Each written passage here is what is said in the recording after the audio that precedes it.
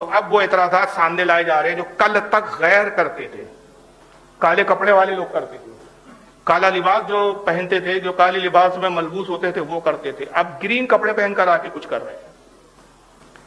ابھی اس سال انٹرنیٹ پہ ایک بڑا پکچر چلا، 3 لوگوں کو بھاگتے ہوئے دکھایا گیا، دیکھا ہوں گا آپ میں سے بہت سے، 3 کارٹون بنائے گئے اور بھاگ رہے ہیں، لکھا گیا کہ ایک ابو بکر ہے، ایک عمر ہے، ایک عثمان ہے۔ کہاں سے بھاگ رہے ہیں؟ یہ رافضی کہتے تھے، کہا کہ یہ غزوہ احد سے بھاگ گئے تھے، رسول کو چھوڑ کر بھاگ گئے تھے۔ سارے صحابہ رسول کو اکیلا تنہا چھوڑ کے چلے گئے، صرف علی تھے جو رسول کی حفاظت کر رہے تھے، اور ان بھاگنے والوں میں سب سے آگے ابو بکر اور عمر اور عثمان۔ تو یہ سب سے پہلے ایک الزام اور تانا دیا جاتا ہے، اور آج اس کو بڑا پروموٹ کیا جا رہا ہے، پرچار کیا جا رہا ہے۔ کس ابو بکر کی بات کرتے ہو یار، جو جنگ احد میں رسول کو چھوڑ کر بھاگ گیا تھا؟ کس عمر کی بات کرتے ہو؟ اس عمر کو افضل قرار دیتے ہو، علی سے اوپر بلند سمجھتے ہو جو جنگ احد میں رسول کو چھوڑ کے بھاگ گیا تھا؟ علی کا پہلا نمبر، جس نے نبی کا کبھی ساتھ نہیں چھوڑا۔ آئیے پہلے آپ کو تھوڑا احد کا پس منظر سمجھنا پڑے گا تو بات سمجھ جائے گی۔ غزوہ بدر ہوا پہلی جنگ، اسلامی جنگ، 313 لوگ اور مشرکین 1100۔ اللہ تعالیٰ نے عظیم الشان 313 افراد کو فتح دی 1100 پر، اور اس حال میں فتح دی کہ یہ جو 313 افراد تھے، ان کے پاس نہ ہتھیار تھے نہ اسلحہ تھے، کسی کے پاس تلوار ہے تو ڈھال نہیں، ڈھال ہے تو تلوار نہیں، زیادہ تر تو اس میں پیدل ہے، چند 8 یا 7 تو گھوڑے ہی تھے، صرف بتایا جاتا ہے کہ 8 گھوڑے تھے 313 افراد کے پاس، سب کے پاس گھوڑے بھی نہیں۔ یہاں تک کہ حضرت عکاشہ رضی اللہ تعالیٰ ایک صحابی، ان کے پاس تلوار نہیں، حضور کی خدمت میں، یا رسول اللہ میرے پاس لڑنے کے لیے کچھ نہیں۔ آقا نے درخت کی ایک شاخ توڑی، ہاتھ میں دے دیا، کہا جاؤ اس سے لڑو۔ جذبہ دیکھ رہے ہیں، انہوں نے یہ نہیں کہا یا رسول اللہ یہ لکڑی کی شاخ، یہ درخت کی شاخ، یہ ٹہنی، یہ کیا دشمن کا مقابلہ کریں گی؟ وہ تلوار اور ہتھیار لے کے ہیں، رسول نے دیا، وہ جانتے تھے کہ آقا نے دے دیا، یہ ہتھیار سے کم نہیں ہے، لے لیا۔ اور آپ یہ حدیث بیان کرتے ہیں کہ انہوں نے خلوص دل سے لیا، جب دشمن کی طرف لب کے قدرتی طور پر وہ شاخ کی ٹہنی تلوار میں تبدیل ہو گئی، اسی سے لڑتے رہے۔ ہڈی کسی کے پاس تلوار نہیں ہے تو اونٹ کی ہڈی لے کر آ گیا میدان میں۔ یہ جذبہ تھا صحابہ کرام کا۔ بہت ذلت دی اللہ تعالیٰ نے مشرکین کو، بڑی ذلیل و خوار ہو کر بھاگی، شکست ہوئی۔ ابو سفیان اس وقت کفر کی حالت میں تھے، قسم کھایا کہ بدلہ لوں گا اس کا۔ مشرکین نے قسمیں کھائی، بعض نے تو ایسی سخت قسمیں کھائی کہ اس وقت تک غسل نہیں کریں گے جب تک ہم اس بدر کی شکست کا بدلہ نہ لے لیں محمد سے صلی اللہ علیہ وسلم۔ اس میں کچھ خواتین تو وہ تھی کہ انہوں نے یہ قسمیں کھائی کہ ہم سروں میں نہ تیل ڈالیں گے، نہ مانگ نکالیں گے، نہ کنگھیاں کریں گے جب تک ہمارے بدر کے مقتولین کا بدلہ نہ لے لیا جائے۔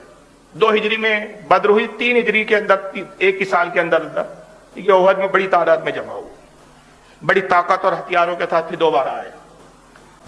جنگ شروع ہوئی، ایک درہ تھا، ٹیلا تھا۔ اللہ کے رسول ایک صحابی تھے عبداللہ ابن جبیر، ان کو 50 تیر اندازوں کا ایک دستہ دیا اور کہا کہ جاؤ یہاں اس ٹیلے پہ کھڑے رہو، اندیشہ ہے کہ یہ اس طرف سے دشمن ہماری پشت کی طرف، پیٹھ کی طرف سے آ کے حملہ نہ کرے۔ یہ ہماری جنگ جب جس طرح لڑ رہے، سامنے دشمن ہے، یہ ہماری پیٹھ کی طرف ٹیلا ہے، اور اگر اس کے پیچھے دشمن چھپ کر آئے تو ہمیں نظر نہیں آئے گا۔ اس ٹیلے کی رکھوالی کرنا بہت ضروری ہے۔ اب بڑی سخت تاکید کی رسول اللہ نے کہ یہاں سے ہٹنا نہیں، اگر اللہ ہمیں فتح بھی دے دے، تم یہاں تک دیکھو بھی کہ اللہ نے فتح دے دی، دشمن بھاگ رہے ہیں، تب بھی نہ ان کا پیچھا کرنا، نہ اس ٹیلے سے 1 انچ ہٹنا جب تک کہ میرا پیغام تم تک نہ پہنچ جائے۔ تاکید کی حضرت عبداللہ بن جبیر رضی اللہ تعالیٰ عنہ 50 تیر اندازوں کے دستوں کو لے کر اس ٹیلے پہ کھڑے ہیں۔ جنگ شروع ہوئی۔ جب جنگ شروع ہوئی تو کچھ ہی دیر بعد، کچھ ہی عرصے وقت بعد اللہ تعالیٰ نے مسلمانوں کو فتح دی۔ دشمن کے پیر اکھڑے، مشرکین بھاگے، بزدلی طاری ہوئی، جان بچا کے مشرکین بھاگے۔ ان کی عورتیں تک ساتھ میں آئی تھی جو گانے بجا رہی تھی، دب بجا بجا کے ان کے حوصلے بلند کر رہی تھی مشرکین کی، وہ عورتیں بھی بھاگی، اور اس طرح بھاگی کہ بال کھلے ہوئے بھاگ رہی ہے۔ غلام بھاگ رہے ہیں، جانور لے کر، جانوروں کا کوئی پرسان حال نہیں، سامانوں کا کوئی پرسان نہیں۔ اتنی افراتفری ان مشرکین میں مچی۔ جب مشرکین بھاگے تو مسلمانوں نے ان کے مالوں کو سمیٹنا شروع کر دیا، جو چھوڑ چھوڑ کے جا رہے تھے، وہ ان کے خیموں پہ قبضے کر لیے، ان کے ہتھیاروں پہ قبضے کر دیے۔ یہ مال جو جنگ کا حاصل ہوتا ہے اس کو کہا جاتا ہے مال غنیمت۔ اب یہ ٹیلے پہ جو 50 تیر انداز دیکھ رہے ہیں، انہوں نے دیکھا وہاں نعرے بھی لگ رہے تھے، فتح کے نعرے، تکبیر بلند ہو رہا تھا۔ انہوں نے کہا اللہ تعالیٰ نے فتح دے دی، مشرکین بھاگ رہے ہیں۔ عبداللہ ابن جبیر نے کہا ہاں میں بھی دیکھ رہا ہوں کہ فتح اللہ تعالیٰ نے مسلمانوں کو دی، مگر دیکھو رسول اللہ کی ہمیں تاکید ہے، حکم ہے یہاں سے ہٹنا نہیں، رکے رہو یہاں تک جب تک حضور کا پیغام نہ آئے۔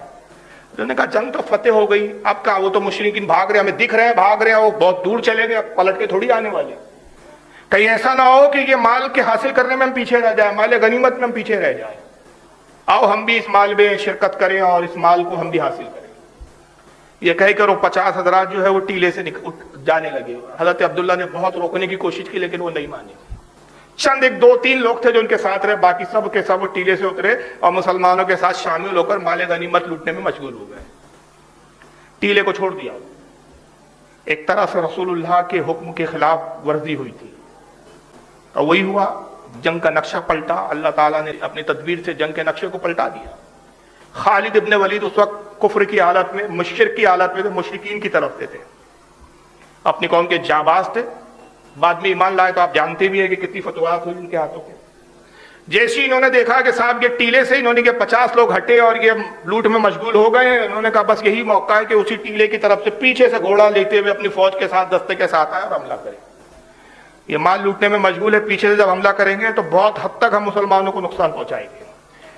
انہوں نے اپنی ایک ٹولی جو ان کے ساتھ تھی، جس کی کمانڈ کر رہے تھے، اس ٹولی کو لیا اور ان کو حکم دیا کہ پیچھے سے تھوڑا سا گھوم کر آؤ اور ٹیلے کی طرف سے گھوم کر آ کے پیچھے سے حملہ کرو۔ حملہ ہوا، پیچھے سے آئے اور انہوں نے حملہ کیا، اور نتیجہ یہ ہوا کہ جب یہ اچانک خالد نے ولید کا حملہ مسلمانوں پہ گزرا، مسلمان سنبھل نہیں پائے، پیر اکھڑے۔ وہ جو مشرکین بھاگ رہے تھے، جب ان کو اطلاع ملی اور انہوں نے دیکھا کہ خالد نے ان پر پیچھے سے حملہ کیا اور مسلمانوں میں اب سنبھلنے کی طاقت نہ رہی، مسلمان ہڑبڑا گئے، تو یہ بھی پلٹ آئے مشرکین باقی، اور نتیجہ یہ ہوا کہ بڑے طاقت کے ساتھ اور بڑی یکجہتی کے ساتھ انہوں نے مسلمانوں پہ دوبارہ حملہ کیا۔ یہ اچانک حملے سے مسلمان بخلا گئے، اور نتیجہ یہ ہوا کہ مسلمان اس میں قتل ہونے لگے، بڑی تعداد اس میں شہادت کے سے سرفراز ہوئی۔ جب مسلمان شہید ہوتے ہوئے دیکھے تو جو باقی مسلمان تھے وہ سمجھ نہیں پا رہے تھے، کچھ سمجھ میں نہیں آ رہا تھا بھائی کیسے کہہ رہے، کوئی کمانڈ نہیں، کوئی صف نہیں، اور جنگ میں جو صف بندی ہوتی ہے بہت امپورٹنٹ رکھتی ہے۔ وہ اگر جنگ کے اندر صف بندی بکھر جائے، تتر بتر ہو جائے، تو کچھ سمجھ میں نہیں آتا کہ بھئی کیسے کس کو مارے، کیسے کمانڈ کرے، کدھر سے حملہ کرے، دشمن کو کیسے گھیرے۔ اس زمانے کی جنگ اور آج کی زمانے کی جنگ میں زمین آسمان کا فرق ہے۔ اب جب یہ ایک افراتفری مچی اور مسلمان بڑی تعداد میں جب شہید ہونے لگے، تو اب حالت یہ ہوئی کہ جو باقی مسلمان تھے ایک طرح سے ان پہ بزدلی طاری ہوئی، اور انہوں نے سوچا کہ بھائی اب کسی بھی طرح اپنی جان بچاؤ، اور تبھی ایک افواہ پھیلی اور کسی نے شور کرنا شروع کر دیا۔ اب وہ مشرکین کی طرف سے شور تھا، اور لوگ تھے جب انہوں نے دیکھا کہ رسول اللہ نظر نہیں آ رہے۔ اب بعض روایتوں میں یہ آتا ہے کہ مشرکین میں سے کسی نے پتھر مارا، رسول اللہ کے دندان مبارک پہ پتھر آیا، سرکار کے دندان مبارک شہید ہوا، خون جاری ہوا۔ کسی دشمن نے رسول اللہ پر حملہ کیا، آپ خود پہنے ہوئے تھے، خود جو وہ لوہے کا ہوتا ہے، زنجیریں لٹکتی ہے، 2 زنجیروں کی کڑیاں آپ کے رخسار کی ہڈی میں داخل ہو گئی، اور رسول اللہ زمین پر تشریف لائے۔ لوگوں نے سمجھا آپ کی شہادت ہوگی، وہاں پہ کسی نے شور کر دیا کہ رسول اللہ شہید کر دیے گئے۔ بس جیسی صحابہ نے سنا کہ حضور کا انتقال ہو گیا، اب بھگدڑ مچی، یہ صحابہ اپنی جان بچا کے بھاگے، اور وہ افراتفری کا حال ہوا کہ ہاتھ کو ہاتھ سجائی نہ دی، جس کو جدھر راستہ مل رہا بھاگ رہا۔ مگر 2 گروہ تھے اس وقت، ایک کثیر تعداد تو وہ تھی جو اوت سے بھاگ رہی تھی، مگر ایک قلیل تعداد وہ تھی کہ جو اوت سے بھاگی تھی۔ اس وقت ان کے کانوں میں بھی آواز آئی کہ رسول اللہ شہید کر دیے گئے، اور سرکار صلی اللہ علیہ وسلم جب زخمی ہوئے، اور زخمی کی ہونے کی وجہ سے گشی طاری ہوئی، اور ایک گڑھا تھا جہاں آپ تشریف فرماتے کھڑے تھے، آپ گڑھے میں تشریف لاتے ہیں۔ نتیجہ یہ ہوا کہ رسول اللہ کی نگاہ سے حضور نظر نہیں آ رہے تھے، لوگوں کی نگاہ سے، لوگوں نے یہی سمجھا کہ واقعی شہید کر دیے گئے۔ اب صحابہ کا ایک گروہ کیا تھا، فرار ہونے والا جو گروہ تھا، اس کی نیت کیا تھی؟ انہوں نے کہا جب رسول اللہ ہی حیات رہی ہے تو ہم کس کے لیے جنگ کریں؟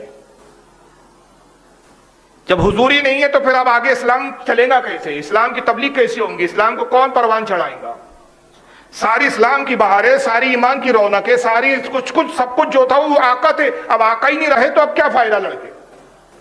اب تو بہتر ہے کہ اپنی جان بچا لو اور اپنے اہل و عیال کی طرف لوٹ چلو۔ یہ ان کا خیال تھا یا ایک طرح کا اجتہاد تھا، اور اس خیال سے وہ وہاں سے میدان چھوڑ کے بھاگے، فرار اختیار کیا۔ اور صحابہ کا ایک طبقہ وہ تھا، ایک ٹولی وہ تھی جو مختصر تھی، انہوں نے کہا جب رسول اللہ ہی نہیں ہے تو ہم زندہ رہ کر کیا کریں گے؟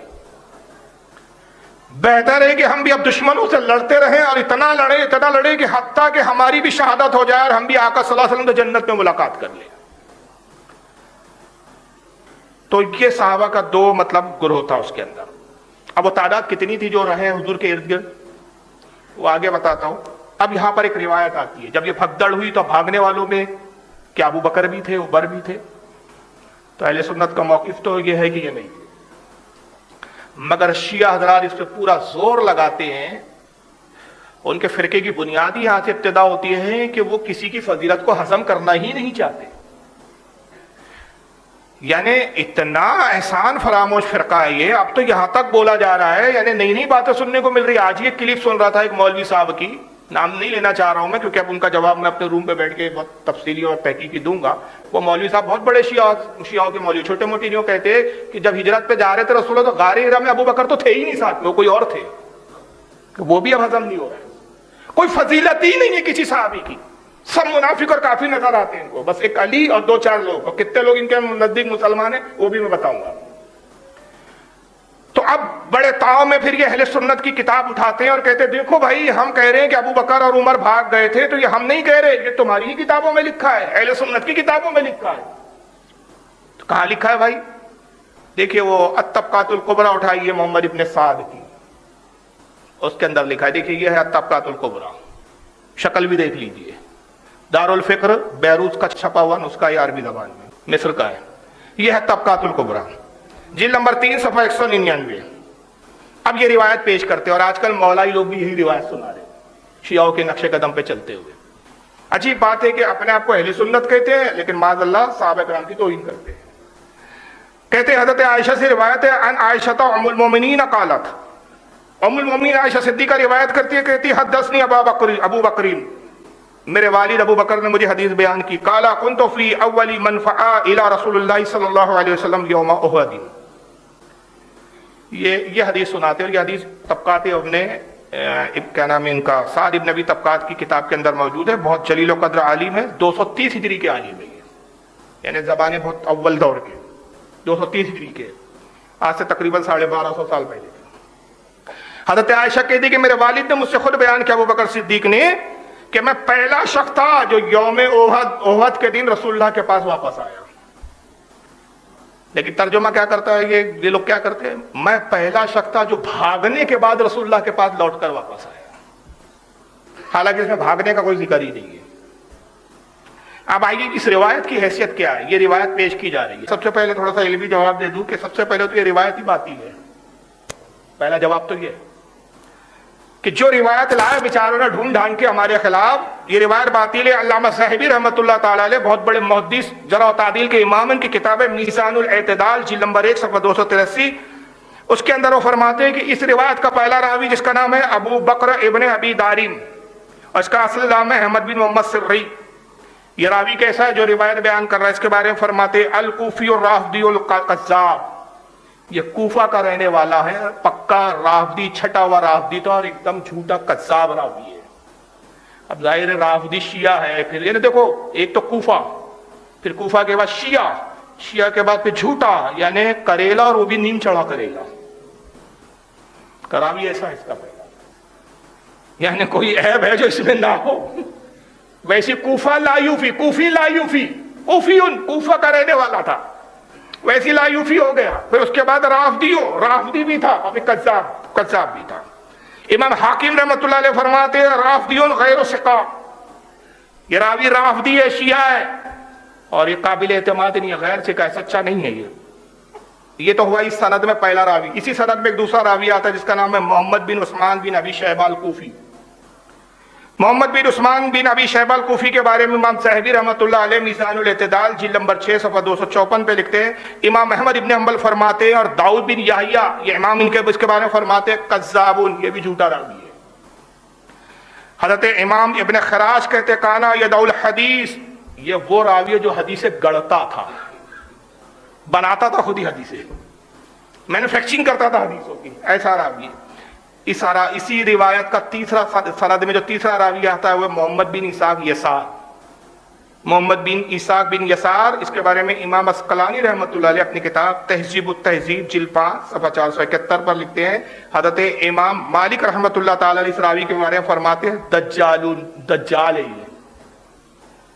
ایسے راویوں کی اب ظاہر ہے بیچارے کڑا پہننے والا مولائی اس کو کیا معلوم کہ راوی بولتے کس کو ہے، سند ہوتی کیا ہے، سند کس چیز کا نام ہے، متن کس چیز کا نام ہے، راوی کی کڑیاں کیا ہوتی ہے، سکہ کیا ہوتا ہے، کذاب کیا ہوتا ہے، متروک کیا ہوتا ہے، منکر کیا ہوتا ہے. وہ تو بیچارہ کڑا پہن رہا ہے، بس اس کو تو کچھ معلوم نہیں ہے. دمادم مست قلندر علی کا پہلا نمبر، اس کو کیا پتا بیچارے.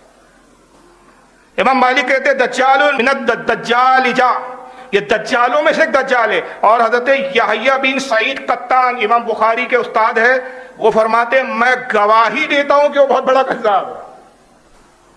حضرت امام نسائی فرماتے ہیں لیسا بالقوی، مضبوط راوی نہیں ہے یہ، قوی نہیں ہے یہ. تو پہلا جواب تو یہ ہوا کہ بھائی سند کے اعتبار سے روایتی قابل قبول نہیں ہے، اس کے راوی سب جھوٹے حدیثوں کو گڑھنے والے اور کذاب راوی ہے. اور دوسرا کہ یہ روایت ادھوری پڑھتا ہے راوی، پوری نہیں بتاتا. جب پوری روایت آپ پڑھو گے تو سمجھ میں آ جائے گا کہ حضرت ابو بکر بھاگے نہیں تھے، رسول اللہ کے ہی پاس تھے، اور ترجمہ ہی میں گڑبڑ کر دی گئی ہے. اب پوری روایت کیا ہے؟ یہ سعد ابن سعد کی طبقات وہی کتاب ہے، جلد 3 صفحہ 199 پر پوری روایت یہ آتی ہے. ان عائشہ ام المؤمنین قالت حدثنی ابو بکر قال كنت في اول من فعل الى رسول الله صلی اللہ علیہ وسلم يوم احد فقال لنا رسول الله صلی اللہ علیہ وسلم عليكم صاحبكم يريد طلحة وقد نزف فلما ينظر اليه واقبلنا على النبي صلی اللہ علیہ وسلم. حضرت ام المؤمنین عائشہ صدیقہ فرماتی کہ میرے والد ابو بکر صدیق نے مجھ سے بیان کیا کہ رسول اللہ کے پاس آنے والوں میں سب سے پہلا میں تھا. آنا اور ہوتا ہے بھاگنا، مطلب یہ کہ میں لڑتے لڑتے کچھ دور نکل گیا تھا، مگر جب بھگدڑ مچی تو حضور کی حفاظت کے لیے جو سب سے پہلے حضور کے قریب آیا وہ کون تھا؟ میں تھا. تو جو حفاظت رسول کے لیے جو سب سے پہلے آیا وہ ابو بکر تھا. جو سب سے پہلا رسول کا محافظ ہے اسی کو تم نے سب سے پہلا بھگوڑا بنا دیا. اور فرماتے ہیں کہ جب میں آیا رسول اللہ کے پاس تو حضور صلی اللہ علیہ وسلم نے مجھ سے فرمایا کہ اپنے صاحب کی خبر لو. صاحب کون تھے؟ حضرت طلحہ. یہ حضرت رسول اللہ کے ارد گرد لڑ رہے تو بہت شدید زخمی ہو گئے تھے. تو انہوں نے کہا ابو بکر ان کی خبر لو. تو ابو بکر صدیق فرماتے ہیں کہ یریدو طلحہ وقد نزف فلما ينظر الی، کہتے ہیں کہ میں نے دیکھا کہ کثرت سے ابو طلحہ کا خون بہ رہا تھا اور میں نے ان کو دیکھا نہیں تھا. وَأَقْبَلْنَا عَلَى النَّبِيِّ صلی اللہ علیہ وسلم، پھر میں رسول اللہ کی طرف متوجہ ہو گیا. تو روایت تو کچھ اور تھی، کچھ اور بنا دیا. روایت تو یہ بتا رہی ہے کہ رسول کی حفاظت میں حضور سے قریب آنے والے سب سے پہلے جو تھے وہ سیدنا ابو بکر صدیق تھے، اور انہوں نے اس کا مطلب ہی دوسرا بنا دیا. اور پھر یہ روایت طبقات ابن سعد کے علاوہ، طبقات الکبریٰ کے علاوہ اور بھی ائمہ نے لکھا ہے، جیسے سلیمان بن داؤد بہت بڑے محدث ہے، مسند ابو داؤد الطیالسی جلد نمبر 1 صفحہ 9 حدیث نمبر 6. مسند البزار میں لائے ہیں امام بزار رحمۃ اللہ علیہ، جلد نمبر اس کی 1 صفحہ 132 حدیث نمبر 63. امام حاکم نے المستدرک میں لکھا جلد نمبر 3 صفحہ 29 حدیث نمبر 4315. امام بہقی لائے ہیں دلائل النبوہ جلد نمبر 3 صفحہ نمبر 263. ابن عساکر نے تاریخ دمشق جلد نمبر 25 صفحہ 75. حافظ ابن کثیر نے البدایہ والنہایہ جلد 4 صفحہ 200. امام سیوطی نے لایا ہے تاریخ الخلفاء صفحہ نمبر 112.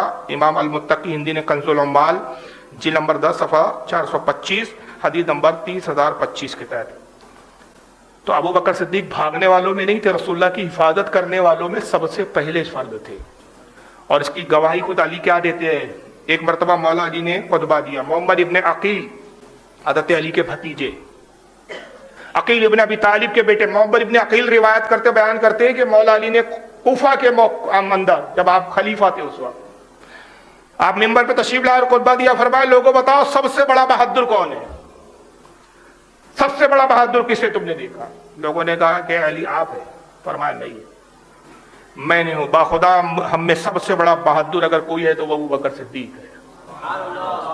کہا کہ علی آپ سے بھی زیادہ بہادر؟ فرمایا ہاں مجھ سے بھی زیادہ بہادر، اور وہ ایسے کہ میں طاقتور بہت زیادہ ہوں لیکن ابو بکر بہادر ہے. طاقتور ہونا اور ہوتا ہے، بہادر ہونا اور ہوتا ہے. کہا میں طاقتور ہوں لیکن ابو بکر بہادر ہے. اور وہ ایسا کہ لوگوں جان لو کہ جب بدر کا موقع تھا ہم 313 تھے، ہمارے پاس ہتھیار نہیں تھے، دشمن ہم سے تعداد میں کئی گنا زیادہ تھا، ہم پہ خوف طاری تھا، ہم پہ خوف مسلط تھا. ہم نے رسول اللہ کے لیے ایک خیمہ نصب کیا، رسول اللہ کے لیے صاحبان تیار کیا، اور پھر ہم نے صحابہ میں سے کہا کون ہے جو رسول اللہ کی حفاظت کرے. ہم جانتے تھے کہ حضور سے قریب رہنا اپنی جان کو جوخم میں ڈالنا ہے، اس لیے کہ پورے دشمن کی جو ہے وہ کوشش ہوں گی کہ رسول اللہ کو معاذ اللہ شہید کر دیں. تو حضور کے پاس وہی رہ سکتا تھا کہ جو اپنی جان قربان کر کے رسول کی حفاظت کرے. کہا کون ہے؟ ہم نے آپس میں صحابہ میں کہا کون ہے کہ جو رسول اللہ کے صاحبان کے قریب رہے حضور کی حفاظت کے لیے؟ کہتے اللہ کی قسم ہم صحابہ اس بات پہ خوف زدہ تھے، اپنی جان کی فکر کر رہے تھے، مگر سب سے پہلے جو میان سے تلوار نکال کر ہمارے بیچ آیا اور اس نے بلند آواز سے کہا کہ میں رسول اللہ کی حفاظت کروں گا حتیٰ کہ میں حفاظت کرتے شہید ہو جاؤں، وہ ابو بکر صدیق تھے. اور فرمایا کہ پھر ہم نے دیکھا کہ وہ رسول کے ارد گرد گھومتے تھے، کبھی سامنے آتے، کبھی پیچھے آتے، کبھی دائیں آتے، کبھی بائیں آتے، حضور کو نہ چھوڑا، اور جو بھی رسول کی طرف آتا آپ پھرتی کے ساتھ اس پر لپکتے، جیسے خوخار شیر حملہ کرتا ہے اس طرح حملہ کرتے، اس کو قتل کر دیتے، یہاں تک کہ آخری تک وہ رسول اللہ کی حفاظت کرتے رہے. یہ مولا علی کا بیان.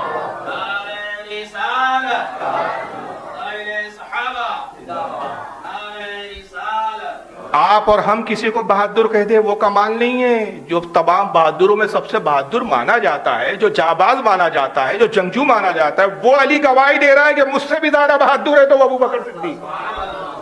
بہادر کا مطلب کیا ہوتا ہے؟ جس میں ڈیرنگ سمجھتے ہیں، ہمارے لوکل زبان میں کہتے ہیں ڈیرنگ بہت ہے اس میں، اور طاقتور ہونا، بہت سے طاقتور ہوتے ہیں لیکن ڈیرنگ نہیں ہوتی. جسم ہاتھی کے جیسا ہوگا، دل چوٹی جیسا رہتا ہے، چوہے جیسا دل رہے گا. اب بہت سے رہیں گے ایسے دبلے پتلے، ہمارے قمر بھائی ماشاءاللہ ہے دبلے پتلے، ڈیرنگ ہوتے ہیں. تو ڈیرنگ ہونا اور ہوتا ہے.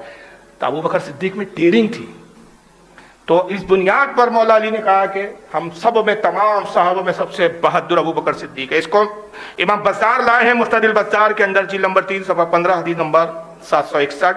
زمخشری حالانکہ معتزلی ہے، ہمارے فرقے کا نہیں ہے. معتزلی شیعوں کی ایک شاخ ایک طرح سے. معتزلی فرقے کا زمخشری المختصر من کتاب الموفقہ بین اہل البیت والصحابہ صفحہ نمبر 43 پر لایا اس کو. محب الدین تبرینی، امام محب الدین تبرینی ریاض النظر جلد 2 صفحہ 32 حدیث نمبر 448. امام حشمی نے اس کو نقل کیا مجموع زوائد جلد نمبر 9 صفحہ 29 حدیث نمبر 14333. اس کو امام سیوطی نے لکھا ہے تاریخ الخلفاء صفحہ 111. امام ابن حجر المکی نے الصواعق المورقہ صفحہ 111. امام متقی الہندی نے کنز الاموال جلد 6 صفحہ 235 حدیث نمبر 35685. تو بہرحال یہ تو حضرت ابو بکر کا جو الزام ہے جھوٹا ثابت ہوا. لیکن اب ایک دوسرے اور ہیں جو بھاگے تھے، دوسرے شخص کا نام لیتے ہیں. دوسرا کون تھا؟ بولے جو نبی کو چھوڑ کے بھاگ گیا، عمر. تو جو سب سے پہلے بھاگے انہی کو آپ نے سب سے پہلے اور سیکنڈ، اول اور دوم، 2 نمبر پہ سب سے فضیلت میں آگے بڑھا دیا. تو اس کے لیے پھر وہ روایت لاتے ہیں کہ بھائی حضرت عمر بھاگے تو اس کی دلیل کہاں ہے؟ تو بولے آپ ہی کی کتابوں میں. تو اس کے لیے پھر ایک کتاب دیتے ہیں. اب وہ کون سی کتاب ہے؟ آئیے میں آپ کو اوریجنل دکھا دیتا ہوں. میں اوریجنلی کتابوں کے حوالے آپ کے سامنے رکھ. یہ تاریخ تبری ہے. یہ امام ابن جریر تبری رضی اللہ تعالیٰ عنہ 310 ہجری کے امام ہیں، بہت بڑے. تاریخ پر بہت عظیم کتاب لکھی ہے انہوں نے کئی جلدوں میں. تاریخ التبری جلد نمبر اس کی 4 ہے آپ کے سامنے، صفحہ نمبر 145. امام ابن جریر تبری کیا نقل کرتے ہیں حضرت عمر کے بارے میں؟ آئیے سنیے. اور اس کو امام فخر الدین رازی نے بھی لکھا اسی روایت کو، جس کی بنیاد پر یہ حضرت عمر کو بھگوڑا قرار دے رہے ہیں. تو حضرت امام فخر الدین رازی تفسیر الکبیر جلد نمبر 9 صفحہ 52 پہ لائے ہیں. امام المتقی ہندی ابن حسام الدین المتقی ہندی کنز الاموال جلد 2 صفحہ 376 حدیث نمبر 4291 پہ. روایت یہ کہتے ہیں عن عاصم ابن قلیب عن ابیہ. عاصم ابن قلیب روایت کرتے اپنے والد سے قال خطب عمر رضی اللہ تعالیٰ عنہ یوم الجمعہ. کہتے ہیں کہ حضرت عمر جمعے کے دن کھڑے ہوئے خطبہ دینے جب آپ خلیفہ تھے. اور پھر آپ قوت کا ذکر کرتے ہوئے کہتے فقرا، آپ نے پھر یہ قرآن کی آیت تلاوت کی. ان الذین تولوا منکم یوم التقى الجمعان. یہ آل عمران، سورہ آل عمران کی آیت نمبر 155 ہے جو اوہد کے بارے میں نازل ہوئی. تو اس آیت کا ذکر کیا حضرت عمر نے، اور یہ آیت ذکر کر کے جس کا ترجمہ یہ ہوتا ہے کہ اللہ فرماتا ہے کہ بے شک وہ جو تم میں سے پھر گئے تھے اس دن جب دونوں فوجیں آپس میں ملی. یہ آیت تلاوت کی اور کیا کرا ہے؟ قال لما کانا یوم احد ہزمناہم. کہا کہ احد کے دن پہلے ہمیں اللہ نے فتح دی، ہم کو فتح حاصل ہوئی پہلے احد کے دن. اس کے بعد پھر بھگدڑ مچی. ففررت حتی صعدت الجبل. کہتے کہ پھر میں بھاگا حتیٰ کہ میں پہاڑ پر چلا گیا. دیکھیں کہتے ہیں کہ بھائی حضرت عمر تو خود اقرار کر رہے ہیں کہ میں بھاگ گیا تھا جنگ سے. قرآن کی آیت بھی پڑھی انہوں نے کہ جب تم جنگ سے نکل گئے، پھر گئے تم جب، اور پھر کر جو ہے کب پھرے تم؟ جب 2 فوجیں آپس میں ملی، یعنی تمہاری فوج اور مشرکین کی فوج. جب جنگ شدید ہوئی تو تم تو پھر گئے تھے، چھوڑ کر بھاگ گئے تھے. یہ آیت بھی پڑھی حضرت عمر نے. और फिर कहा कि पहले तो हमें फतह हुई, लेकिन फिर जब भगदड़ मची तो मैं भागा, यहाँ तक कि मैं पहाड़ पर चला गया। और कहा कि मैंने अपने आप को देखा कि मैं ऐसे छलांगे लगा रहा था जैसे बकरी पहाड़ पर छलांगे लगाती है। बकरी पहाड़ पे से फुदक फुदक के भागती है ना, डर के मारे। तो कहती है कि मैं अपने आप को पा रहा था, इसी तरह मैं पा रहा था जैसे बकरी छलांगे लगाती है, वैसे मैं पहाड़ पे छलांगे लगा रहा था। कहते देखो ये तो हजरत उमर ने खुद इकरार किया, तो आपके दोनों खुलफा तो भगोड़े थे माज़अल्लाह। और फिर कार्टून बनाए जा रहे हैं, फिल्में बन रही है, फिल्मों में भागते हुए दिखाया जा रहा है, कार्टून के अंदर दोनों को भागते हुए दिखाया जा रहा है। तो आइए इस हदीस के बारे में, इस रिवायत के बारे में बात करें। सबसे पहले तो ये रिवायत भी सही है। बेचारे यतीमुल इल्मों को रिवायतें भी ऐसी मिलती है कि जो सनदन सही होती नहीं है, और बेचारे जानते ही नहीं कि सनद किस चीज का नाम है, जरा और तादील फन्ने जरा किस चीज का नाम है, अस्मा और रिजाल किस चीज का नाम है। हज़रत इमाम अस्कलानी रहमतुल्लाह ताला अलैह तहज़ीबुत तहज़ीब जिल्द नंबर 6 सफ़ा 121 पे फरमाते हैं कि इसका रावी अबू हिशाम अर्रिफाई, जिसका नाम मोहम्मद बिन यजीद है, ये रावी दुरुस्त नहीं है। और इमाम बुखारी इसके बारे में क्या कहते हैं, रायतहुम मुज्तमईन अला ज़ाफ़िही, कहते हैं कि मेरे नजदीक नहीं बल्कि तमाम उलमा का इसके ज़ईफ होने पर इत्तेफाक है।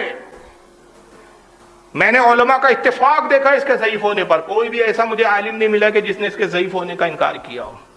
हज़रत इमाम इब्न हिब्बान कहते हैं युख्दियो युखालिफ, कहते हैं कि ये हदीस बयान करने में, रिवायत बयान करने में गलतियां करता था, सिका नहीं है।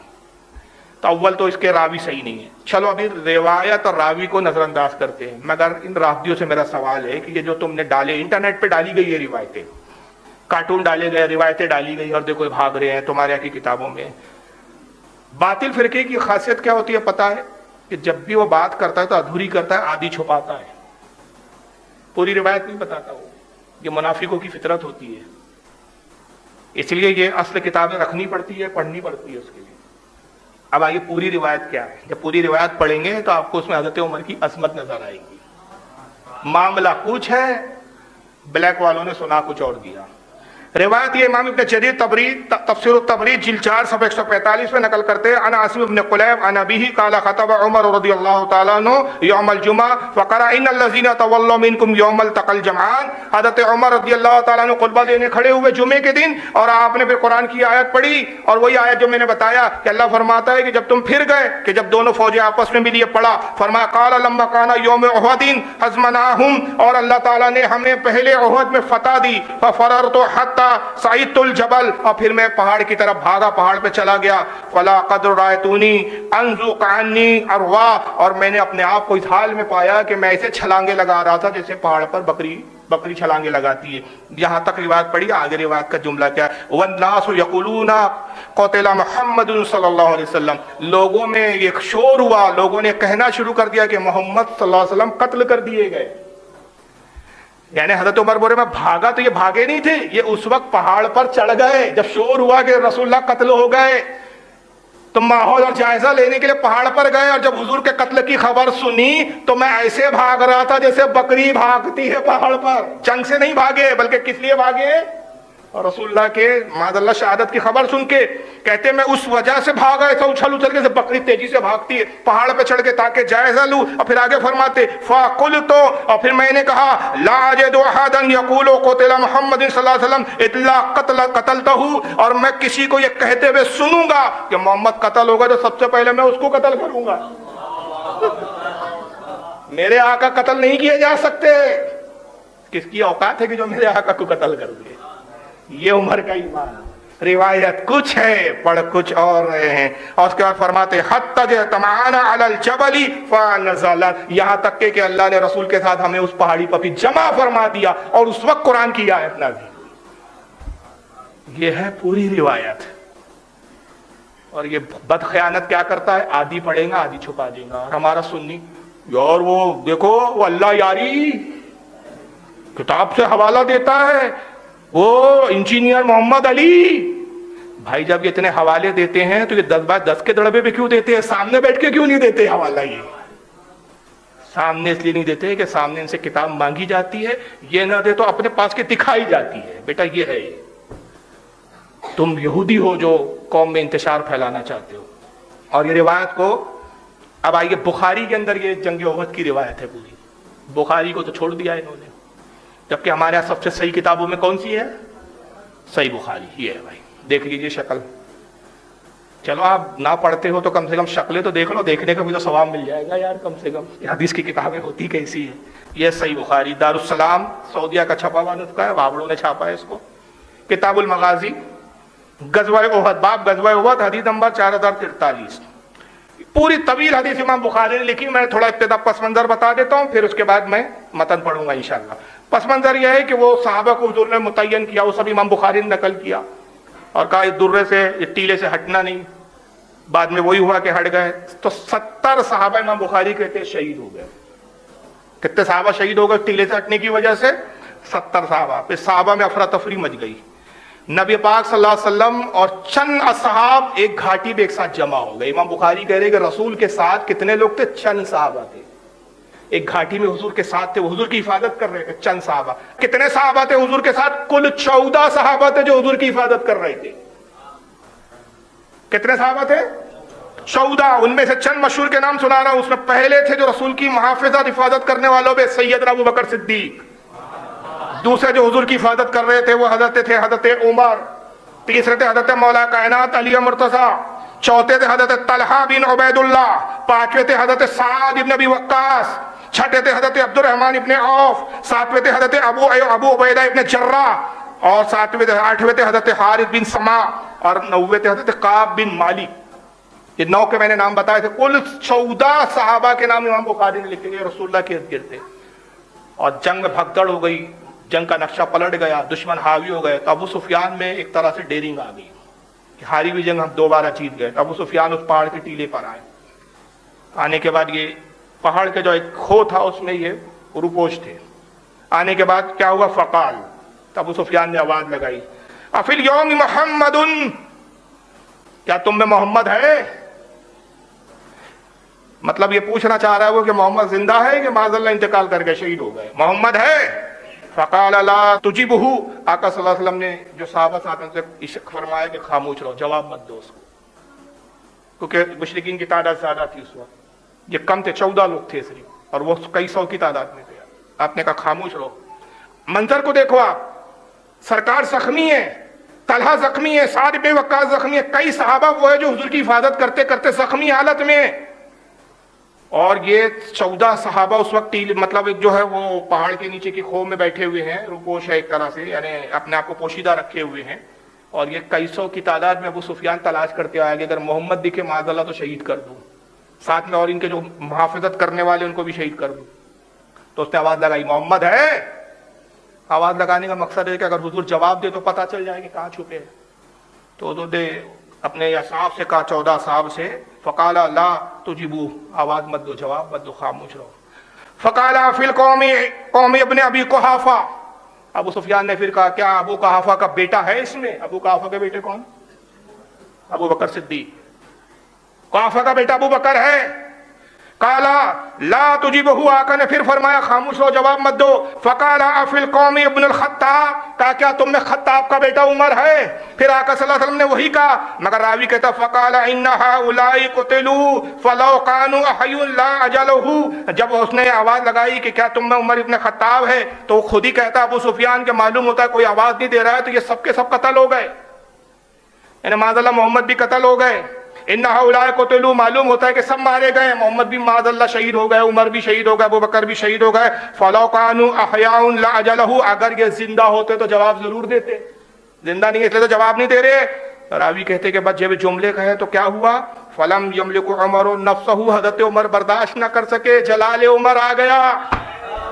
हुजूर मना कर रहे थे खामोश रहो, मगर हजरत उमर बर्दाश्त न कर सके कि हमारी मौजूदगी में, गुलामों की मौजूदगी में तो आका की मौत की बात कर रहा है। फ़क़ाल लहू कज़्ज़बता यादुल्लाहि अब्क़ल्लाहु अलैका मा ज़ुनूका, का अल्लाह की कसम है कज़्ज़ाब तू झूठा है, अल्लाह ने हम सबको जिंदा रखा है ताकि तुझे हमारे जरिए जलील करे, हमारे जरिए तुझे जलील किया जाए। अल्हम्दुलिल्लाह हम सब जिंदा है। और उसके बाद फिर ये बाहर निकले और दोबारा हमला हुआ, फिर मुशरिकीन के पैर पड़े।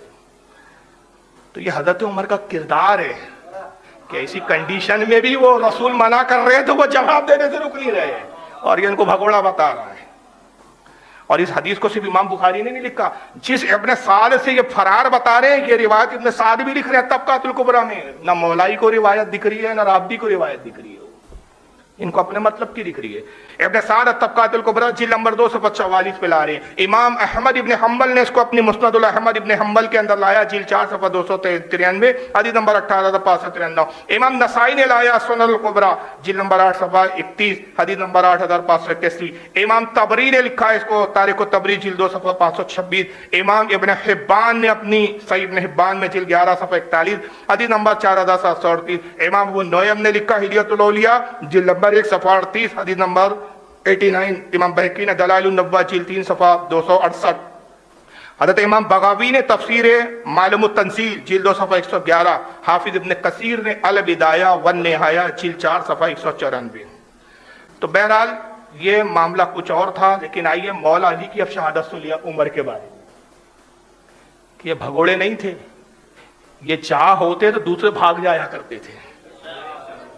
کون بھاگتے تھے؟ آئیے مولا سنیے۔ ان عمرو بن میمون، عمرو بن میمون روایت کرتے ان علی رضی اللہ تعالیٰ عنہ، کہتے ہیں کہ میں نے حضرت مولا علی سے روایت نقل کی، قال حضرت مولا علی کہتے واللہ کنا اصحاب محمد صلی اللہ علیہ وسلم ونحن متوفرون، حضرت علی فرماتے ہیں کہ ہم صحابہ کثیر تعداد میں تھے، صحابہ کی بڑی کثیر تعداد تھی، چھوٹی موٹی تعداد نہیں تھی، اور ہم صحابہ یہ کہا کرتے تھے آپس میں، صحابہ ایک دوسرے سے ہم آپس میں گفتگو کرتے تھے، کہتے تھے لا نرى ان سکینتا تنطق علی لسان عمر، عمر وہ ہے جس کی زبان پر سکینہ بولتا ہے، یعنی ان کا کلام اللہ کی طرف سے ہوتا ہے، الہام ہوتا ہے ان کے کلام میں، سکینہ بولتا ہے۔ وَإِن كُنَّا لَنَرَى الشَّيْطَانَ عُمَرَ يَحَابُهُ أَنْ يَأْمُرُ بِالْخَطِيئَاتِ يَعْمَلُهَا، اور کہ ہم آپس میں یہ صحابہ کہا کرتے تھے کہ عمر وہ ہے کہ جس سے شیطان بھی ہیبت کھاتا ہے، اور شیطان کی مجال نہیں کہ کچھ ایسا کرے کہ عمر سے کوئی غلطی کروا دے، تو جس سے شیطان ڈرتا ہو تو وہ کیا ابو سفیان سے ڈرتا ہوگا؟ وہ ابو جہل سے ڈرے گا؟ وہ بھاگیں گا؟ وہ بھاگنے والوں میں سے نہیں تھا، میں آگے بتاؤں گا اور آگے۔ آئیے اس حدیث کو امام احمد ابن حنبل نے لکھا، فضائل الصحابہ ان کی کتاب ہے، صفحہ نمبر 495، حدیث نمبر 627۔ امام دارقطنی نے لایا علیل جلد نمبر 4 صفحہ 139، حدیث نمبر 471۔ امام محب الدین طبری نے لکھا ہے اس کو ریاض النظرات جلد نمبر 2 صفحہ 301۔ ابن عساکر نے تاریخ دمشق جلد 44 صفحہ 110۔ امام سیوطی نے الخصائص الکبریٰ جلد 2 صفحہ 219، اور امام متقی نے کنز العمال جلد 13 صفحہ 24، حدیث نمبر 36146۔ اور اس حدیث کی شواہد یہ ہے کہ امام بخاری نے بھی اس کو لایا ہے صحیح بخاری کے اندر، کتاب فضائل اصحاب النبی صلی اللہ علیہ وسلم، حدیث نمبر 3683 پر۔ حدیث یہ ہے کہ سعد بن ابی وقاص کہتے ہیں کہ میں رسول اللہ صلی اللہ علیہ وسلم کے ساتھ بیٹھا ہوا تھا، وہ گفتگو کر رہا تھا کہ تبھی حضرت عمر کو آتا ہوا دیکھا، حضور نے بھی عمر کو دیکھا تو عمر کو دیکھ کے رسول اللہ مسکرانے لگے۔ جب عمر قریب آئے حضرت سعد عرض کرتے یا رسول اللہ، آپ عمر کو دیکھ کے مسکرا رہے تھے، اور یہ مسکراہٹ کچھ الگ ہی چیز کا پتہ دے رہی ہے، یعنی ایک ہوتا ہے کہ بھئی آئے خوشی میں مسکرانا، ایک اور ہوتا ہے، اور ایک کوئی عجیب و غریب واقعہ دکھ جائے اس پر مسکرانا، وہ انداز الگ تھا رسول کا۔ یا رسول اللہ آپ کیوں مسکرائے؟ سرکار نے کہا فقال رسول اللہ صلی اللہ علیہ وسلم، آقا نے فرمایا یا عمر، ہو حضرت عمر کو مخاطب کیا، کہا ہے عمر سنو، والذی نفسی بیدہ، اس ذات کی قسم جس کے قبضے قدرت میں میری جان ہے، ما لقیک الشیطان سالکا فجا قط الا سلک فجا غیر فجک، فرمایا کہ عمر سنو، جب تم آ رہے تھے تو یہاں شیطان تھا، تمہیں دیکھ کر بھاگ گیا، جس راستے پہ تم ہوتے ہو، جس راستے سے تم چلتے ہو، شیطان اس راستے پہ ہو تو شیطان اپنا راستہ بدل دیتا ہے۔ تم اگر جس راستے سے چل رہے ہو تو اس راستے پہ شیطان ہو تو شیطان کیا کرتا ہے؟ اپنا راستہ بدل دیتا ہے۔ مسکراہٹ لیتے کہ وہاں شیطان کھڑا ہوا تھا دور پر، حضرت عمر کو آتے ہوئے دیکھا تو پڑا، تو جس سے بہرحال شیطان ڈرتا ہو، شیطان بھاگتا ہو۔ اب سوال یہ پیدا ہوتا ہے کہ چلو ابو بکر صدیق نہیں بھاگے، ٹھیک ہے بھائی، چلو مان لیا ہم نے، تم نے کتابیں دکھا دی، اور بھی بہت روایتیں، چونکہ موضوع اب بہت لمبا ہو جائے گا، اس پہ بہت دلیلیں دی جا سکتی ہیں، اور کتابیں اور حوالے بہت کچھ ہے، لیکن پھر ایک سوال پیدا ہوگا کہ ٹھیک ہے بھائی، چلو حضرت عمر نہیں بھاگے، عمر نہیں بھاگے، اب ابو بکر نہیں بھاگے، دوسرے صحابہ تو بھاگے، تو صحابہ بھگوڑے تو تھے، تو بھگوڑوں کی عزت کرتے ہو تم، بھگوڑوں کی تعظیم کرتے ہو، اس لیے ہم صحابہ کو نہیں مانتے۔ تو آئیے اب اس کا جواب سن لیجئے۔ یہ وہی تو صحابہ تھے نا بھائی جو بدر پہلے ہوئی، احد بعد میں ہوئی، فرار احد میں ہوئے. تو یہ وہی صحابہ تھے نا جو بدر میں بغیر اسباب کے، بغیر اسلحہ کے رسول اللہ پر اپنی جان قربان دینے کے لیے پیش تھے. تو یہ اتنے مضبوط صحابہ جو اپنی جان کے قربانی کے نذرانے دینے کے لیے بدر میں بغیر سر و سامان کے موجود تھے، تو احد میں کیوں بھاگے؟ تو جناب یہ ایک منظر دیکھنا پڑے گا، آپ کو سوچنا پڑے گا کہ ان کی ساری طاقت و ہمت رسول اللہ سے وابستہ تھی. وہ اپنی فتح کی علامت رسول کے وجود کو سمجھتے تھے. جب انہوں نے یہ دیکھا کہ بھئی رسول ہی نہیں ہے تب کیا کریں گے ہم جنگ لڑ کے، جب سرکار ہی موجود نہیں ہے، رسول اللہ ہی شہید ہو گئے، حالات کو دیکھنا پڑے گا. اب یہ تم دیکھو نہ دیکھو، تم سمجھو یا نہ سمجھو، اللہ اپنے نبی کے صحابہ کی نیتوں کو خوب سمجھ رہا تھا. تو نتیجہ کیا ہوا؟ آئیے قرآن عظیم جس کا ذکر حضرت عمر کی حدیث میں آیا نا کہ یہ آیت نازل ہوئی. تو کون سی آیت نازل ہوئی؟ یہ ہے وہ آیت پوری، پارہ نمبر 4 سورہ آل عمران، آیت نمبر 155. ان الذین تولوا منکم یوم التقى الجمعان انما استزلهم الشیطان ببعض ما کسبوا. اللہ فرماتا ہے بے شک وہ تم میں سے جو پھر گئے تھے جب دونوں فوجیں آپس میں ملی، انہیں شیطان نے ہی لرزش دی تھی. شیطان نے دھوکہ دیا تھا کہ جب وہ پھر گئے تھے، یعنی رسول اللہ کو چھوڑ کر فرار ہو گئے تھے. پھر آگے اللہ فرماتا ہے لقد عفا اللہ عنہم، اللہ نے ان سب کو معاف کر دیا. معاف اللہ کر رہا ہے، یہ اب تک سینہ پیٹ رہا ہے. تیرے باپ کی جنت ہے، تو تقسیم کرے گا، تو طے کرے گا. کون معاف کر رہا ہے؟ کیوں معاف کر رہا ہے؟ میں تمہاری نیتوں کو بھی جانتا ہوں، تمہارے حالات کو بھی جانتا ہوں. کچھ بھی ہو تم آخر ہو میرے محبوب صلی اللہ علیہ وسلم کے صحابی. تو اللہ فرماتا ہے لقد عفا اللہ عنہم، اللہ نے تمہیں معاف کر دیا. ان اللہ غفور حلیم، اور بے شک اللہ بہت بخشنے والا، علم والا ہے. اللہ کہہ رہا ہے میں بخشنے والا ہوں، اور یہ راضی کون ہے جو میری بخشش پہ آج تک راضی نہیں ہے؟ اس کی اوقات کیا ہے؟ تو اب میں تاریخ کا ایک تلخ جملہ کہنے جا رہا ہوں، ایک تلخ جملہ کہ تاریخ میں ہمیں 2 بھگوڑے ملتے ہیں. اب ان کے جملے کہہ رہا ہوں، حالانکہ ہم صحابہ کے لیے لفظ استعمال نہیں کرتے. یہ کہتے نا بھگوڑے تھے، بھاگ گئے تھے، بھگوڑے. ہاں بھائی اتنا جوش میں مت آئیے. ہمیں معلوم ہے کہ یہ تاریخ اللہ نے معاف کر دیا. ان کے فرار ہونے کی وجہ کچھ اور تھی. آپ یہ کیوں بول رہے ہو، کیوں غبار اتار رہے ہو، یہ سب کیوں بار بار اس کو ٹھہراتے ہو؟ ہمیں پتا ہے وجہ یہ ہے کہ ہم نے دیکھا ہے کہ تاریخ میں 2 بھگوڑے. ایک بھگوڑے تو وہ تھے تمہارے بقول جو احد میں بھاگے، اور ایک بھگوڑے ہمارے بقول جو کربلا میں حسین کو چھوڑ کر بھاگے. مگر دونوں بھگوڑوں میں بڑا فرق ہے. ایک جو فرار ہوئے انہیں تو اللہ نے معاف کر دیا، معافی کا پروانہ قرآن میں بیان کر دیا. قیامت تک ان کی معافی کا ذکر محراب میں ہوگا. اور معافی نہیں کیا بلکہ اپنی خوشندی کا اظہار یوں کیا رضی اللہ عنہم ورضوا عنہ، ہم ان سے راضی ہو گئے، یہ ہم سے راضی ہو گئے. خوشنودی کا بھی اظہار کر دیا اور پھر جنت کی بھی بشارت دی. وَقُلْنَا وَعَدَ اللَّهُ الْحُسْنَى، ہم نے سب سے جنت کا وعدہ بھی کر لیا. اور آقا صلی اللہ علیہ وسلم نے بشارت سنائی کہ ارے انہیں بخشا ہی نہیں گیا. لا تمسوا نارا مسلما رانی اور من رانی، جس نے مجھے دیکھا وہ بھی جنتی، جس نے مجھے میرے دیکھنے والے کو دیکھا وہ بھی جنتی. ان کو جو دیکھ رہے ہیں وہ بھی جنتی. تو ایک بھاگنے والے وہ ہیں کہ جن کو جنت کی بھی بشارت ہے، جن کو بخشش کی بھی بشارت ہے، جن کو رضا کی بھی بشارت ہے. اور ایک وہ بھاگنے والے کربلا کے آج تک معافی نہیں ملی،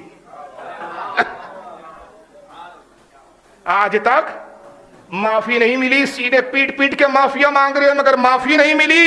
امام سجاد اور زینب کی کوفہ کے بازار کی بددعائیں آج تک پیچھا نہیں چھوڑ رہی ہے اور قیامت تک پیچھا نہیں چھوڑنے والی. تو ہم بھی مانتے ہیں کہ فرار تو 2 ہوئے تھے، لیکن ایک فرار ہونے والوں کی شان اور ہے اور ایک فرار ہونے والوں کی ذلت اور ہے. یہ وہی صحابہ ہے جناب جن کو تم گالیاں بکتے ہو، جن کے ایمان کے لیے آ کر رات رات بھر رویا کرتے تھے. اے اللہ عمر کو ایمان دے دے، اے اللہ عمر کو مسلمان بنا دے، عمر کے ذریعے اسلام کو عزت دے دے. اے اللہ سعد ابن وقاص کو ایمان دے دے، اے اللہ عبد الرحمن ابن عوف کو ایمان دے دے. نام لے لے کے ان کے لیے اللہ کی بارگاہ میں دعا کرتے رہے، مولا انہیں ایمان دے دے، انہیں میرا ساتھی بنا دے. کہ وہ لوگ ہیں کہ جن کے لیے اللہ کے رسول نے دعائیں کی، اللہ کیا جہنم اب بھی نہ سرد ہوں گا، رو رو کے مصطفیٰ نے دریا بہا دیے. تو یہ تو وہ ہے جنہیں اللہ کے رسول نے رو رو کے مانگا ہے خدا سے، اور تم کون ہو جنہیں مولا کائنات سیدہ نے جن پر لعنتیں بھیجی ہے؟ تم لعنتی ہو، یہ بشارت شدہ ہے۔ آئیے کہاں لعنت ہے، آئیے حدیث سنی۔ ان فاطمہ رضی اللہ تعالی عنہا، راوی بھی کون ہے؟ سیدہ فاطمہ۔ سیدہ فاطمہ روایت بیان کر رہی ہے۔ اب تو بات ہی ختم ہو گئی، میں اور آپ کیا حیثیت رکھتے ہیں، کوئی محدث اور عالم کیا حیثیت رکھتا ہے؟ ان فاطمہ رضی اللہ تعالی عنہ ان رسول اللہ صلی اللہ علیہ وسلم قال لعلی رضی اللہ عنہ، سیدہ فاطمہ کہتی ہیں کہ اللہ کے رسول صلی اللہ علیہ وسلم نے مولا علی سے فرمایا، حضرت علی سے کہا، یکون قوم من بعدی یدون الرافضہ، آقا نے کہا کہ علی سن، ایک قوم آئیں گی جس کا نام، جس کو رافضی سے پکارا جائے گا، اور رافضی کہہ کر اس کو کہا جائے گا۔ ہمارے بعد، میرے بعد ایک قوم آئیں گی جس کا نام کیا ہوگا؟ رافضی۔ فإنهم مشرکون، ان کے عقیدے مشرکوں کی طرح ہوں گے۔ وعلامۃ ذلک انہم یشتمون ابا بکر وعمر، اور ان کی پہچان اور ان کی علامت یہ ہوگی کہ ابو بکر اور عمر کو گالیاں بکتے ہوں گے۔ جو آقا نے کہا ان کے لیے حکم دیا ہے پھر۔ اس کو زمخشری نے لکھا اس روایت کو المختصر من کتاب الموفقہ بین اہل البیت والصحابہ، صفحہ نمبر 66۔ ابن جوزی لائے ہیں علل المتناہیہ جلد 1 صفحہ 166، حدیث نمبر 258۔ اور ایک روایت اور سن لیجیے کہ ان پہ کتنی لعنت کن کن نے دی ہے۔ عن ابی سلیمان الحمدانی ہے، حضرت سلیمان حمدانی سے روایت ہے، قال علی ابن ابی طالب رضی اللہ تعالی عنہ، مولا علی روایت بیان کرتے ہوئے کہتے ہیں مولا علی نے فرمایا، یاتی قوم بعد ینتہلون شیعاتنا، فرمایا کہ قوم آئیں گی جو ہمارے شیعہ کا ہونے کا دعویٰ کریں گے، ہم سے محبت کے دعوے کریں گے، اپنا نام شیعہ رکھیں گے، یعنی گروہ، شیعہ کے معنی گروہ ہوتے، شیعہ نے علی، علی کا گروہ، ہم سے محبت کا دعویٰ کریں گے۔ وَلَيْسُوا بِشِيعَتِنَا، حالانکہ وہ ہمارے شیعہ نہیں ہوں گے۔ لَهُمْ نَبَازُوا آیَةً ذَلِكَ أَنَّهُمْ يَشْتِمُونَ أَبَا بَكْرٍ وَعُمَرٍ، اور ان کی نشانی اور پہچان یہ ہوں گی کہ وہ ابو بکر اور عمر کو گالیاں دیتے ہوں گے۔ اس کے بعد بہت سخت جملے، میں نہیں دہرا رہا، اس کے بعد کا جملہ بہت سخت ہے، وہ چھوڑ دیا میں نے۔ اس حدیث کو امام احمد ابن حنبل نے لکھا ہے، ان کی کتاب ہے فضائل صحابہ، صفحہ نمبر 538، حدیث نمبر 703۔ ان کے بیٹے حضرت امام احمد ابن حنبل کے عبداللہ بن احمد، ان کی کتاب ہے سنہ، صفحہ 222، حدیث نمبر 1201۔ اور حضرت امام المتقی ہندی نے کنز العمال جلد 11 صفحہ 324، حدیث نمبر 36136۔